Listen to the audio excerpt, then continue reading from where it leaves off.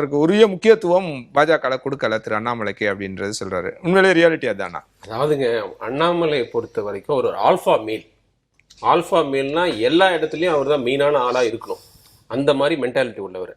அரசியல்னு வந்துருச்சுன்னா அமித்ஷா, மோடி இவங்களை தாண்டி வேற யாருமே அவரை கேள்வி கேட்கக்கூடாதுன்னு நினைக்கிறவர். அவர் இன்னொரு தலைவருக்கு கீழே கட்டுப்பட்டு வேலை பார்க்குற ஒரு மைண்ட் செட்டே இல்லாதவர் நான் நினைக்கிறேன். அதாவது இந்த டீம் ஒர்க்கு செய்யக்கூடிய ஒரு எண்ணமே அவர்கிட்ட இல்லை. தமிழ்நாட்டில் என்னை தாண்டி யாரும் இல்லைங்கிற ஒரு மனநிலை கொண்டவர். ஸோ அவரை ஒரு டென்யூருக்கு அப்புறம் நீங்கள் எடுத்து டீம் பிளேயர் இல்லை, டெஃபினட்டாக கிடையாது. அவருடைய நீங்கள் பாடி லாங்குவேஜ்லாம் பார்த்தீங்கன்னா அவங்க மற்றவங்க பேச்சை கேட்டு நடக்கிறவர் கிடையாது. அவர் தமிழ்நாட்டில் தனக்கு ஈக்குவலாக வேறு யாருமே கிடையாதுன்னு நினைக்கிறார். அதுக்கு ஒரு லாஜிக்கும் இருக்குது. இத்தனை தலைவர்கள் இருந்துருக்குறாங்க தமிழ்நாடு பிஜேபிக்கு. இவர் வந்ததுக்கப்புறம் கிடைச்ச ஒரு ரிசர்ஜன்ஸ், ஒரு புத்துணர்ச்சி வேறு யாருமே கொடுத்ததில்லை. பிஜேபியை பிடிக்காதவங்க, பிஜேபி வளரக்கூடாதுன்னு நினைக்கிறவங்க கூட என்ன சொல்லுவாங்கன்னா, அந்த கட்சி தமிழ்நாட்டில் வளரணும்னா லாஜிக்கலாக அண்ணாமலைக்கு இன்னொரு டென்யூர் கொடுத்துருக்கணும். எடப்பாடி பழனிசாமி கிட்ட இல்லைங்க, மோடிஜி சொல்லிட்டாரு, இவர் தான் இந்த சட்டமன்ற தேர்தல் வரைக்கும் எங்கள் தலைவர், கூட்டணிக்கு வாங்கினா வர முடியாதுன்னு முரண்டு பிடிப்பாரான்னு கேட்குறேன்.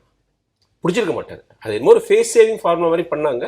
என்னை பொறுத்த வரைக்கும் அதை இன்சிஸ்ட் பண்ணிருக்கணும். இவர் தாங்க இருப்பார், உங்களை பற்றி பேச மாட்டார், ஏடிஎம்கே பற்றி பேச மாட்டார், எம்ஜிஆர் ஜெயலலிதா பற்றி பேச மாட்டார். பட் எங்களோட தலைவர் அங்கே விட்டு கொடுக்க முடியாதுன்னு சொல்லியிருக்கணும். அதை சொல்லாமல் விட்டது தப்பு. யார்? பாஜக தலைமை. ஏன்னா அவங்க ரெண்டு பார்த்தாங்க. ஒன்று ஏடிஎம்கே உள்ள கொண்டு வரதுக்கு ஏதாவது ஒரு ரீசன் வேணும்ல. காலங்காலத்துக்கும் கூட்டணி கிடையாதுன்னு சொல்லிட்டு அவங்க திரும்பியும் பிஜேபியோட வரத்துக்கு எடப்பாடி பழனிசாமி சீஃப் மினிஸ்டராக இருந்தவர்.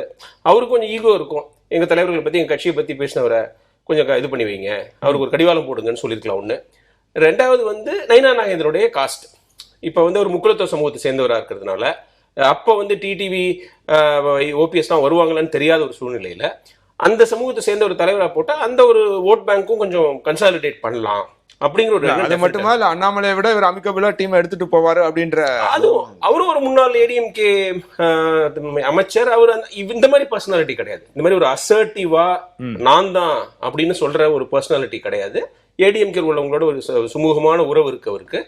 அதெல்லாம் கூட அவங்க கன்சிடர் பண்ணிருக்கலாம். பட் என்ன பொறுத்த வரைக்கும் காஸ்ட் ஈக்குவேஷன் ரொம்ப முக்கியம் நினைக்கிறேன்.